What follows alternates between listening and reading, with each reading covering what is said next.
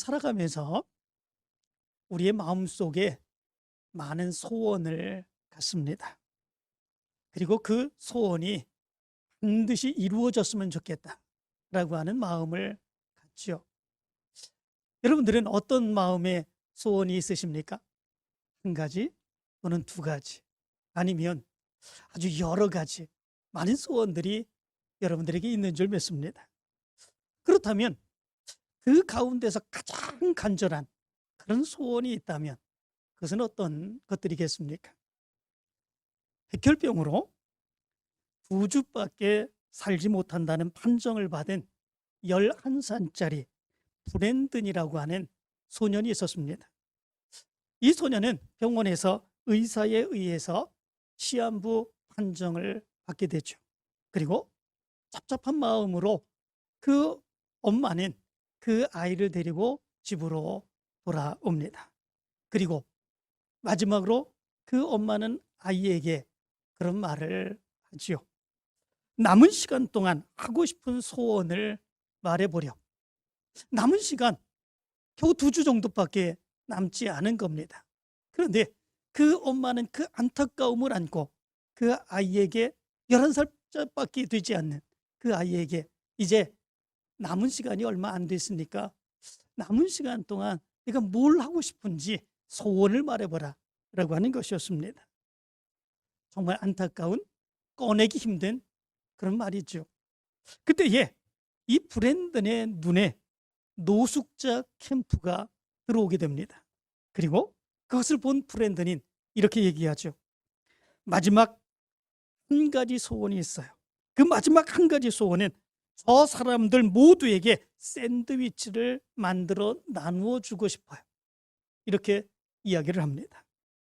자기가 죽어가는 그 상황 가운데서도 정말 노숙자들, 어렵게 살아가는 그 사람들을 바라보며 저들에게 샌드위치를 만들어 주고 싶어하는 그 마음, 그 엄마가 그것을 생각하면서 마지막 소원을 들어주기를 원합니다.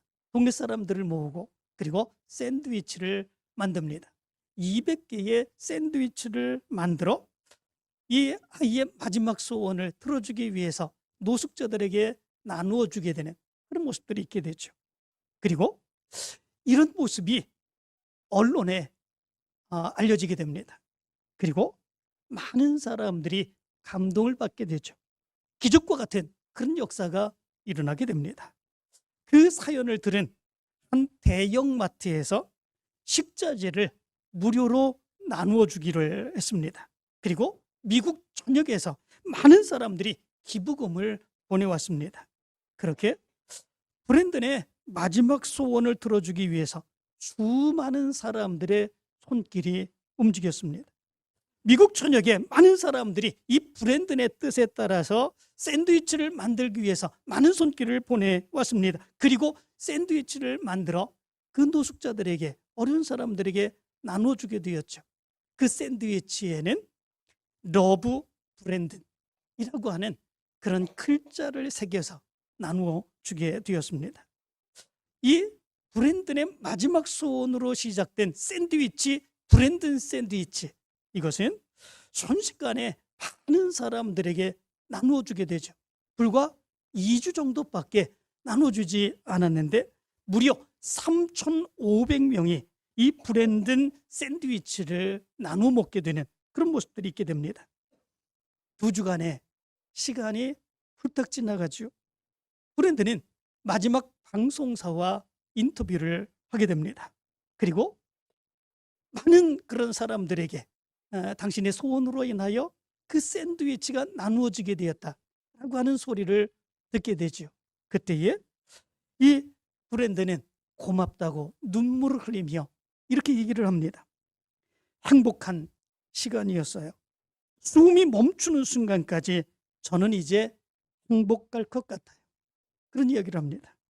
그리고 마지막으로 이런 이야기를 합니다. 비록 어려운 상황이 오더라도 꿈을 잃지 마세요.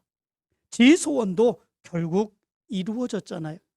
가까스로 그 말을 마지막으로 행하고 그 다음 날 그의 엄마의 품에 안겨서 하나님 나라로 가게 되는 이런 모습들이 있게 되었습니다. 근데 놀랍게 그것으로 끝이 아니었습니다.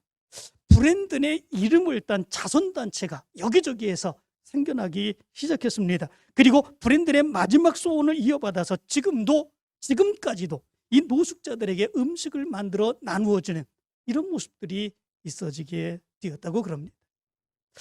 많은 사람들이 저마다 소원을 가집니다. 그 소원은 반드시 이루어지기를 간절히 소원하는 그런 소원들입니다. 그렇기에 어떤 사람들은 자기 욕심으로 소원을 갖습니다. 그 소원을 얘기할 때 다른 사람들이 비난하고 조롱하는 그런 소원들도 있습니다. 그런데 우리의 소원 가운데서는 때로는 브랜든의 소원처럼 세상을 변화시키는 이런 소원도 있는 것을 보게 됩니다. 예수님의 소원은 어떤 소원이겠습니까? 이 브랜든의 소원처럼 세상을 변화시키는 그런 소원인 줄로 믿습니다. 그렇다면 예수님은 어떤 소원을 가지셨을까? 마지막 예수님의 소원, 예수님이 십자가에 죽으신 지 사흘 만에 다시 부활하셨습니다. 그리고 40일 이후에 이제 부활 승천하시는 그런 모습들이 있으셨죠. 그럴 때에 예수님은 어떤 소원을 가지셨을까? 그런데 이것을 안다고 하는 것, 그것이 얼마나 중요한 것인지 모릅니다. 왜냐하면 예수님이 가장 원하시는 일, 그것이 예수 그리스도를 믿고 따르는 바로 우리 믿음의 사람들에게도 그것은 가장 중요한 그런 일이기 때문에 그렇습니다. 예수님의 가장 간절한 소원, 그것이 있다면 우리가 그 소원대로 믿음으로 행하며 하나님의 뜻을 이루어가는 그 모습이 우리의 모습 가운데 있어야 되기 때문에 그렇습니다. 그렇기에 예수님의 소원은 곧 우리의 소원이며 그 소원은 우리에게 있어서 그 어떤 것보다도 가장 중요한 것이다, 이렇게 생각해 볼 수 있게 됩니다. 그런데 성경 말씀 가운데 보면 예수님은 이것이 나의 소원이다 이렇게 말씀하신 것은 없습니다. 이것이 마지막 나의 소원이다 이렇게 얘기하지 않으셨습니다. 그런데 예수님의 그 소원을 우리가 아는 것은 그렇게 어렵지 않습니다. 예수님이 이것은 나의 마지막 소원이고 간절히 이루어지기를 원하는 소원이다 이렇게 말씀하지 않으셨어도 예수님이 부활하고 난 뒤에 제자들에게 말씀하신 그 말씀과 그리고 제자들을 찾아다니면서 행하신 그 말씀들을 보게 되면 예수님이 가장 원하시는 것, 그것이 무엇인가 라고 하는 것을 우린 분명하게 깨달아 알 수 있게 됩니다. 그렇다면 부활하신 이후에 예수님이 행하신 가장 첫 번째 말씀은 어떤 것일까? 예수님께서는 제자들을 찾아다니셨습니다. 그리고 그들에게 이런 말씀을 제일 먼저 하셨죠. 너희에게 평강이 있을지어다, 이렇게 말씀하셨습니다. 너희에게 평강이 있을지어다. 오늘 본문 24장 36절의 말씀 가운데도 보면 예수께서 친히 그들 가운데 서서 이르시되 너희에게 평강이 있을지어다, 이렇게 말씀하셨습니다. 마태복음 28장 9절의 말씀 가운데도 보면은 이제 예수님이 돌아가시고 무덤에 누우셨을 때 안식 후 첫날 여자들이 예수님의 무덤을 보기 위해서 가지 않습니까? 그런데 예수님께서 부활하셨습니다. 그리고 그들을 만나고 난 뒤에 이런 말씀을 하셨죠. 평안하냐? 이렇게 물으셨습니다. 요한복음 20장 26절의 말씀 가운데 보면 도마가 없을 때에 예수님이 제자들에게 나타나시죠. 그리고 그 이후에 도마가 함께 있을 때에도 또 나타나시며 이렇게 말씀을 하셨습니다. 너희에게 평강이 있을지어다, 이렇게 말씀을 하셨습니다. 예수님이 제자들에게 가장 있기를 원한 것, 그것이 무엇이었습니까? 평강이었습니다. 평강이라고 하는 말, 그 말이 어떤 의미겠습니까? 헬라어로 보면 이 말은 에이레네라고 하는 단어입니다. 히브리어로 보면 이 말은 샬롬이라고 하는 단어입니다. 이 말의 뜻은 평강, 평화, 화평이라고 하는 의미를 가지고 있습니다. 예수님께서 제자들을 만나시며 부활하신 그 모습으로 가장 먼저 제자들에게 평강이 있기를 원하는 그 모습은 무엇 때문에 그렇습니까? 우리가 생각할 때에 그것은 아마도 분명하게 이해할 수 있는 것은 그런 것일 것입니다. 제자들은 지금 두려워 떨고 있습니다. 예수님이 십자가에 못 박혀 죽으셨습니다.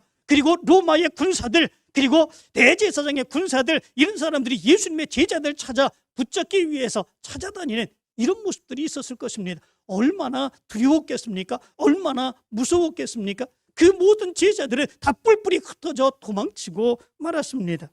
그런 불안과 두려움 가운데 있는 제자들, 그들에게 나타나시며 그의 부활의 모습을 보여주시며 너희와 함께 있는 그런 모습들이 바로 여기 있다 말씀하시고, 두려워하지 말라 말씀하시며 너에게 평강이 있기를 원한다 말씀하신 것이겠습니까? 물론 그렇겠죠. 두려움과 불안, 걱정과 근심 가운데 있는 제자들, 예수님이 부활하신 모습으로 나타나며 내가 너희와 함께 있다 라고 하는 것을 분명히 보여주며 이제는 두려워하지 말고 평안하라 이렇게 이야기해 주시는 것, 그것은 분명한 사실인 것을 보게 됩니다. 우리의 삶 가운데서도 정말 불안하고 두려운 그런 모습들이 있으면 아무것도 할 수 없는 그런 모습들이 있지 않습니까? 어떤 심리학자는 이렇게 얘기를 했다고 그럽니다. 마음만 평안하면 만난을 돌파할 수 있지만 마음이 불편하면 적은 일도 할 수 없다. 심지어 편지 한 장을 바로 쓰지 못한다. 이렇게 얘기를 했다고 그럽니다. 마음이 불안하고 걱정되고 근심되는 일이 있으면 그 어떤 거 아무것도 손에 잡히지 않는 그런 모습들이 있죠. 아무것도 행할 수 없는 그런 모습들이 있게 되죠. 마음이 평안하여 살아가는 것, 그것이 우리에게 얼마나 큰 축복인지 모릅니다. 그런데 예수님께서 부활하신 그 모습으로 제자들을 만나시며 분명하게 가장 먼저 말씀을 하셨습니다. 너희에게 평강이 있을지어다 말씀을 하였습니다. 두려움이 있는 제자들, 걱정과 근심 가운데 빠져 살아가고 있었던 제자들에게 너희에게 평강이 있을지어다 말씀을 하시며 편안하게 살아갈 것을 말씀하셨습니다.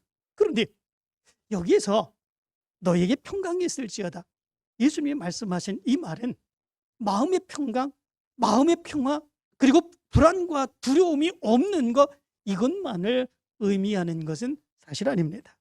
이 평강은 이제 예수 그리스도의 부활로 인하여 하나님과 하나님의 사람들 사이에 죄의 문제가 해결되고 깨끗이 용서받은 하나님의 백성이 되었다고 하는 그런 의미의 선언인 것을 보게 됩니다.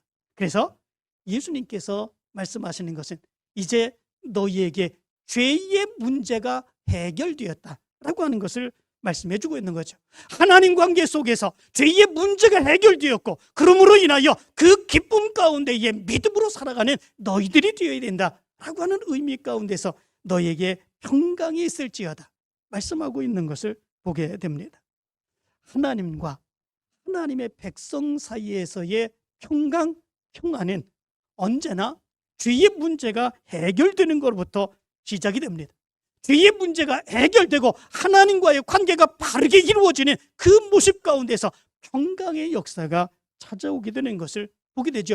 예수님께서는 바로 이 문제를 이루셨습니다. 그리고 그 기쁨을 제자들에게 전해주고 있는 것을 보게 됩니다. 부흥사였던 펜트코스트라고 하는 사람이 있습니다. 이 사람은 아주 심한 죄책감으로 인하여 그를 찾아온 그 사람의 이야기에 대해서 이렇게 얘기를 했습니다.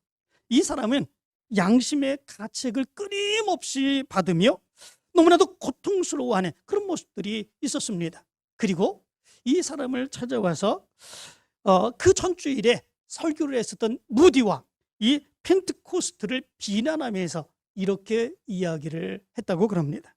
당신과 무디 선생이 이곳에 오지 않는 게 더 좋았을 것입니다. 당신들이 오기 전까지 나는 죄 때문에 괴로운 적이 없었습니다. 당신들은 평강과 기쁨을 이야기하면서도 내 영혼을 생지옥으로 만들어버렸습니다. 집회에 참석 안 할 수도 없고 또 참석하면 더 처참하게 느낄 뿐이었습니다. 당신들은 구원을 약속하지만 내가 얻는 것은 괴로움 뿐이요, 이제 떠나면 좋겠습니다. 그래야 이전에 내 평안을 되찾을 것이기 때문입니다. 이렇게 이야기를 했다고 합니다. 이들이 와서 하나님의 말씀을 증거했습니다. 죄악 가운데 살아가는 그 사람들의 마음속에 죄를 회개하고 용서받은 하나님의 사람이 되기를 원했습니다. 죄악이 있게 될 경우 그 결과가 어떤 것임을 분명하게 선포하는 그런 모습들이 있었습니다. 그 말씀을 듣고 자기가 죄 짓는 그 안타까움과 괴로움 그리고 참회의 모습이 그의 모습 가운데 있는데, 그러나 그 죄를 떨쳐버릴 수 없는 그런 모습들이 있었던 거지요. 너무나도 괴로운 나머지 이들을 찾아와서 이렇게 소리를 지르는 그런 모습들이 있었다는 것이죠. 이처럼 세상 사람들은 죄를 지으면서도 아무렇지도 않게 살기를 원합니다.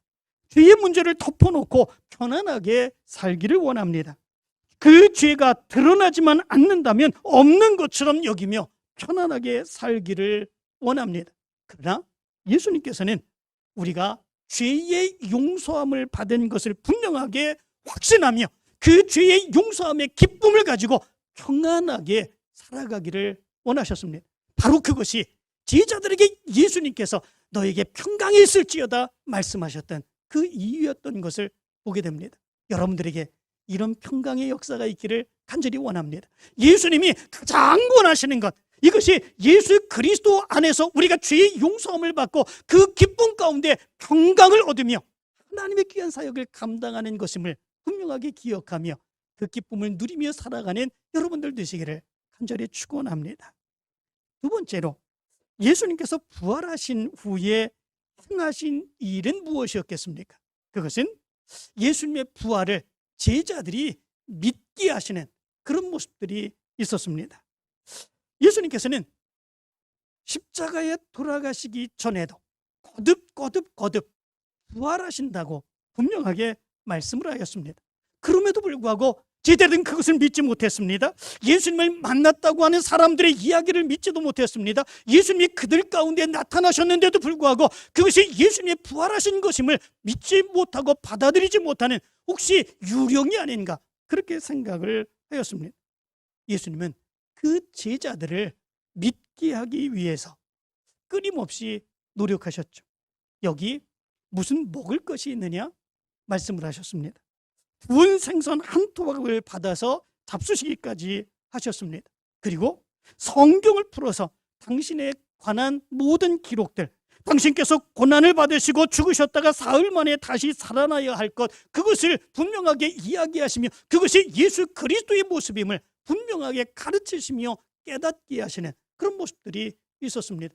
부활하시고 난 뒤에 도마가 없을 때에 예수님께서 제자들에게 나타나셨죠. 그 도마는 부활하신 예수님을 만나보지 못했습니다. 그때에 도마는 그런 이야기를 하였습니다. 내가 그의 손에 못자국을 보며 내 손가락을 그 못자국에 넣으며 내 손을 그 옆구리에 넣어보지 않고는 믿지 아니하겠노라.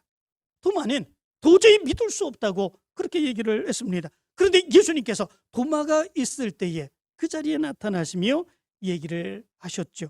내 손가락을 이리 내밀어 내 손을 보고 내 손을 내밀어 내 옆구리에 넣어보라. 그리하여 믿음 없는 자가 되지 말고 믿는 자가 되라 말씀을 하였습니다.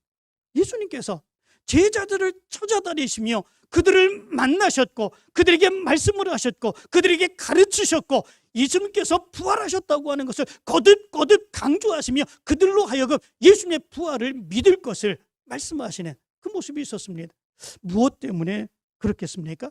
부활을 믿는다고 하는 것, 그것이 그만큼 중요하기 때문에 그렇습니다. 예수님의 부활은 곧 그가 하나님의 아들이심을 확증하는 일이기 때문에 그렇습니다. 예수님의 부활은 그가 살아계실 때에 제자들에게 가르친 모든 것이 헛것이 아님을 증명하는 일이기 때문에 그렇습니다. 예수님의 부활은 그가 길이요 진리요 생명임을 증명하는 일이기 때문에 그렇습니다. 예수님의 그 부활은 그가 하나님이 보내신 참 메시아이고 그의 십자가가 참 구원의 능력임을 확신하는 일이기 때문에 그렇습니다. 예수님의 부활은 그가 패배한 것이 아니라 승리한 것이며 십자가가 구원의 실패가 아니라 바로 구원의 성취임을 증명하는 것이기 때문에 그렇습니다. 그렇기에 우리가 이해하고 받아들이기 어려운 이 부활을 분명하게 믿고 그리고 그 부활을 확신하는 일, 그것이 얼마나 중요한 일인지 예수님은 분명하게 알기 때문에 그렇습니다. 그렇기에 예수님께서는 제자들을 찾아다니시며 제자들에게 부활하신 몸을 친히 보여주시고, 그리고 그 말씀이 성경 말씀 가운데서 말씀하신 그 말씀이 바로 예수님의 부활의 모습임을 분명하게 제자들에게 깨닫게 하신 것을 보게 됩니다. 여러분들에게도 이 믿음이 있기를 간절히 원합니다. 예수님은 예수님의 제자들이 예수님의 부활을 보고 그 부활을 확신하며 깨닫고 그 부활의 믿음을 가지고 살기를 원하셨습니다. 여러분들에게도 이 부활의 믿음이 있게 되길 간절히 축원합니다. 마지막 세 번째 모습이 있습니다. 부활하신 예수님께서는 제자들에게 평강을 전하셨습니다. 그리고 당신의 부활을 확신하게 하셨습니다. 그리고 난 뒤에 오늘 성경 말씀 48절의 말씀 가운데 보면 너희는 이 모든 일의 증인이라 말씀을 하였습니다. 다시 말하면 부활을 전하는 증인이 되어야 된다, 예수님이 말씀을 하셨던 거죠. 증인이라고 하는 말이 어떤 말이겠습니까? 원어를 보니까 마르티레스 이렇게 되어 있습니다. 마르티레스, 이 말은 목격자들이라고 하는 의미를 가지고 있습니다. 다시 말하면 목격자, 한 명이 본 것이 아닙니다. 수많은 예수 그리스도의 부활을 본 그런 목격자들이 많이 있다라고 하는 것입니다. 그래서 지난주에 말씀 가운데서도 고린도전서 15장 4절부터 8절까지의 말씀을 보면 예수 그리스도의 부활을 본 수많은 사람들에 대해서 이렇게 말씀을 하고 있습니다. 장사 지낸 바 되셨다가 성경대로 사흘 만에 다시 살아나사 게바에게 보이시고 후에 12제자에게와 그 500의 형제에게 일시에 보이셨나니 그 중에 지금까지 대다수는 살아있고 어떤 사람은 잠들었으며 그 후에 야고보에게 보이셨으며 그 후에 모든 사도에게와 맨 나중에 만삭되지 못하여 난 자 같은 내게도 보이셨느니라. 수없이 많은 사람들에게 예수님께서 부활하신 그 모습을 보이셨다 말씀해 주고 있는 것을 보게 됩니다. 그것을 본 사람들은 어떤 사람들이라고 하는 것입니까? 증인된 사람들이라 말씀해 주고 있습니다. 본 것을 전하는 사람입니다. 체험한 것을 전하는 사람들입니다. 그런 사람들이 증인들입니다. 그렇기에 우리 믿음의 사람들은 증거에 거짓이 없습니다. 왜냐하면 본 것을 전하고 들은 것을 전하고 그리고 체험한 것을 전하기 때문에 그렇습니다. 그렇기에 우리 믿음의 사람들은 세상 사람들 앞에서 인정을 받습니다. 거짓이 없기 때문에 그렇습니다. 신실하시기 때문에 그렇습니다. 그러므로 세상 사람들 앞에서 본 것을, 체험한 것을, 확신한 것을, 믿는 것을 증거하는 믿음의 사람들은 항상 인정을 받습니다. 신실한 사람들로 인정을 받고, 그리고 저들이 말하는 대로 행하게 되면 하나님의 놀라운 능력의 역사를 분명하게 체험한다고 하는 분명한 확신을 저들에게 주게 되는 그런 모습들이 있게 됩니다. 그런데 여기에서 우리가 아주 중요한 것을 생각해 볼 수 있게 됩니다. 그것은 부활하신 예수님께서 제자들에게 평강을 말씀하셨습니다. 그리고 당신의 부활을 확신 있게 믿기를 원하셨습니다. 그리고 그 부활을 증언하는 증인 되기를 원하셨습니다. 그리고 그 이외에 아무것도 요구하거나 그리고 아무것도 행하지 아니하셨다라고 하는 것을 우린 주목할 수 있어야 됩니다. 이것이 정말 대단한 이유는 예수님이 어떤 죽음을 당하셨는가, 우리가 이것을 생각해 보면 예수님이 그렇게 부활하시고 난 뒤에 다른 아무것도 행하지 아니하시고 오직 이것만을 행하시는 그런 모습이 있다고 하는 것, 이것이 얼마나 중요한 것인지 분명하게 깨달을 수 있게 됩니다. 예수님이 어떻게 죽으셨습니까?